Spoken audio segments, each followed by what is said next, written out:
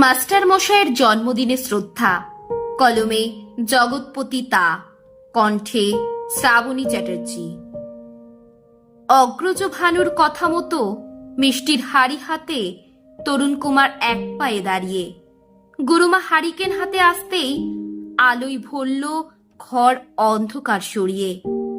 এবার তাকিয়ে দেখেন সামনে বসে বিশ্ববিখ্যাত পদার্থবিদ আচার্য সত্যেন্দ্রনাথ। তবে এই তার ভানুদার মাস্টার মশাই, যাকে ছাড়া তার ভানুদা অনাথ? গুরুমা বসু উষাবতী বলেন, আজ কিন্তু রাতে না খেয়ে যাবে না শামু। গুরুমাকে উদ্দেশ্য করেই বলেন, মাসিমা আজ দুখান মালপো খামু।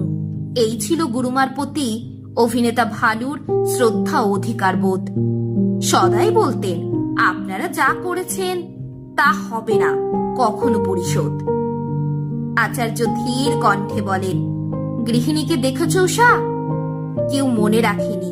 দিক বিদিক কাঁপিয়ে হেসে ওঠেন। অথচ সাম্য কিন্তু মোটেও ভোলেনি। কজন জানে অভিনেতা ভানুর আসল নাম বন্দ্যোপাধ্যায় সাম্যময়?